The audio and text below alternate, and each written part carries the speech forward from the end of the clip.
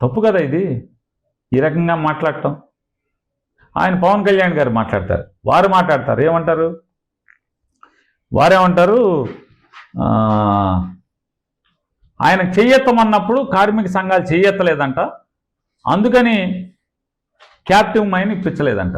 అంటే ఫ్యాక్టరీ ఇంకేమన్నా అంటే ఇంకా వచ్చి దగాకోరు మాట ఏం మాట్లాడుతున్నారంటే పవన్ కళ్యాణ్ గారు, జగన్మోహన్ రెడ్డి ప్రైవేటీకరించడానికి ప్రయత్నం చేశాడు, నేను ఆపానని చెప్తున్నారు. తప్పు కదా. కేంద్ర మంత్రి కుమారస్వామి గారు సాక్షాత్తు ఆయన నోటితో ఆయన చెప్పాడు, దీపం పథకం కింద దీన్ని 100% దీన్ని ప్రైవేట్కి చేసేటాకి అమ్మేటాకి కేంద్ర ప్రభుత్వం నిర్ణయం తీసుకుంది. నిర్ణయం తీసుకుంటే 2020లో ఉన్నటువంటి అప్పటి రాష్ట్ర ప్రభుత్వం, జగన్మోహన్ రెడ్డి ప్రభుత్వం అసెంబ్లీలో దీనికి వ్యతిరేకంగా తీర్మానం చేసి పంపింది. యాజిటేషన్ జరిగినాయి కార్మికులు, అందుకని అప్పటి నుంచి అలాగే ఉండిపోయింది. కానీ కేంద్ర ప్రభుత్వం ఈ రోజు దాకా దాన్ని వెనక్కి తీసుకున్నటువంటి నిర్ణయం తీసుకోలేదు అని చెప్పి వారు చెప్పారు. పైన కింద మీ ప్రభుత్వమే, మీ ప్రభుత్వంలో ఉన్నటువంటి కేంద్ర ఉక్కు శాఖ మంత్రి గారు చెప్పిన మాట పవన్ కళ్యాణ్ గారు. కేంద్ర ప్రభుత్వం ఇంతవరకు ప్రైవేటైజ్ చేయాలి అని తీసుకున్న నిర్ణయాన్ని పునరాలోచించలేదు, వెనక్కి తీసుకోలేదని చెప్పారు ఆయన. జగన్మోహన్ రెడ్డి గారి ప్రభుత్వం అసెంబ్లీలో ఇది ప్రైవేట్ చేయటానికి వీల్లేదని చెప్పి తీర్మానం చేసి ప్రభుత్వం గట్టిగా నిలబడిందని చెప్పారు. మీరేం మాట్లాడుతున్నారు? 2 ఏళ్ల నుంచి నిద్రపోయారా? ఏ ఒక్క రోజన్నా మీరు స్టీల్ ప్లాంట్కి వెళ్ళి సందర్శించారా? ముఖ్యమంత్రి గారు ఏం చెప్పాడు, స్టీల్ ప్లాంట్ ప్రైవేట్ అయిపోతుందంటే దానికి మూల కారణం కార్మికుల యొక్క ఆలోచన సరళే అని చెప్పాడు. ఏమంటారు దాన్ని? తప్ప ఒప్ప, ఎవరు దివాళా కోరుతాను? ఎక్కడ ఎలా ఉండాలో, ఎక్కడ ఎలా ప్రవర్తించాలో, చావు దగ్గర ఎలా ఉండాలి, చావు దగ్గర చనిపోయిన ఇంటికి వెళ్ళినప్పుడు ఎలా మాట్లాడాలి, ఇటువంటి సంస్కారం అన్నా మీ మంత్రులకి నేర్పితే కనీసం సమాజం మీ పట్ల ఏహిక భావంతో అసహించుకునే ధోరణన ఆగుతుంది. అంత నీచంగా మాట్లాడటం, నీచంగా ప్రవర్తించటం, కుసంస్కారంగా వ్యవహరించటం, వీరి మరణం అన్న, ఈ కార్మికుల యొక్క మరణంతో అయినా మీరు కనువిప్పు చేసుకుని మీరు క్యాప్టివ్ మైన్ ఇప్పించటానికి, ఆ స్టీల్ ఫ్యాక్టరీని ప్రైవేట్ పరం కాకుండా కాపాడటానికి నిజాయితీతో పనిచేయమని చెప్పని, అలాగే కార్మికులకి రాష్ట్ర ప్రభుత్వంలో పర్మనెంట్ ఉద్యోగాలు ఇవ్వాలి. ఎవరో మీ కార్యకర్త గ్రామ కక్షల్లో మర్డర్ అయిపోతే అతనికి మీరు ప్రభుత్వ ఉద్యోగాలు ఇస్తారు. ఇవాళ కేంద్ర ప్రభుత్వం యొక్క ఆలోచన సరళి వల్ల, ఆలోచన విధానం వల్ల ఇవాళ స్టీల్ ప్లాంట్లో 8 మంది ఇప్పటికి మరణించారు.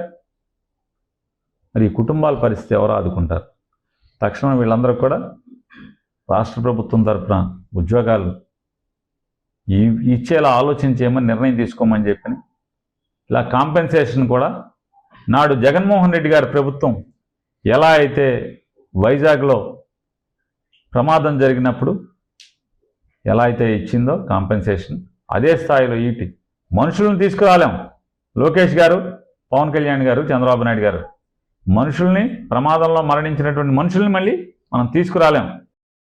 కానీ వారి కుటుంబాలకు అండగా ఉండటంలో మీ ధర్మాన్ని మీరు నిర్వర్తించమని, మనం మనుషుల్లాగా రాజకీయ నాయకులు అవసరం ఉంటే, అధికారం లేనప్పుడు ఒక రకంగా, అధికారం ఉంటే వేరొక రకంగా కాకుండా ఎప్పుడైనా అధికారం ఉన్నా లేకున్నా మనుషుల్లాగా ప్రవర్తించడం నేర్చుకోమని చెప్పని నేను హితవు చెప్తున్నాను.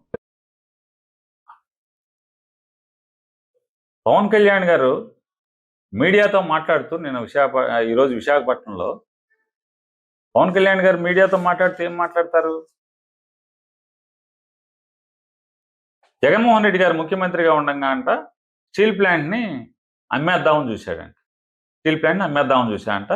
ఈయన ఏదో కాగితం మీద రాసుకెళ్ళి సెంట్రల్ హోమ్ మినిస్టర్ గారికి ఇవ్వగానే వెంటనే ఆపేశారంట. మాట్లాడటానికి అంటే రాజకీయాల కోసం ఎంత దిగజారైనా పవన్ కళ్యాణ్ గారు ఏమైనా మాట్లాడతాడు, ఏమైనా చేస్తాడు. ఇంకా పవన్ కళ్యాణ్ గారు ఇది దుర్మార్గం కదా మీరు మాట్లాడేది, నీచం కూడా కదా అది. చూడండి కేంద్ర మంత్రి గారు ఏం మాట్లాడుతున్నాడు, ఏమని చెప్పాడు కేంద్ర మంత్రి గారు. In COVID period, 2018-19 and 2020-21, they earned the profit of 92 crores and 930 crores in that 2 years. But ultimately, in 2021 January, I think, our Deepam, they have decided to disinvestment for 100%, to go for the selling of the unit, to privatize the unit 100%. But during that time, Andhra government, they have passed a resolution in the Andhra Assembly opposing this disinvestment decision. Even though downfall was there, in COVID period, 2018. కేంద్ర మంత్రి గారు 2025లో చెప్పాడు ఈ మాట. 2025 జనవరిలో విశాఖపట్నం వచ్చి చెప్పాడు. ఏమని? ఆ రోజు కేంద్ర ప్రభుత్వం మొత్తం దీన్ని అమ్మేయడానికి నిర్ణయం తీసుకుంది, 100% అమ్మేయడానికి నిర్ణయం తీసుకుంది. జగన్మోహన్ రెడ్డి గారి ప్రభుత్వం అసెంబ్లీలో తీర్మానం చేసింది, కార్మిక సంఘాలు గొడవలు చేసినాయి, అప్పటి నుంచి ఆగిపోయి ఉంది ఇది. అంతేగాని కేంద్ర ప్రభుత్వం అనేది వెనక్కి తీసుకోవటం కూడా జరగలేదు ఇప్పుడు దాకా. అలాగే డిజిన్వెస్ట్మెంట్ చేసేయాలి అనేటువంటి నిర్ణయం లైవ్లో ఉంది అని చెప్పి వాచ్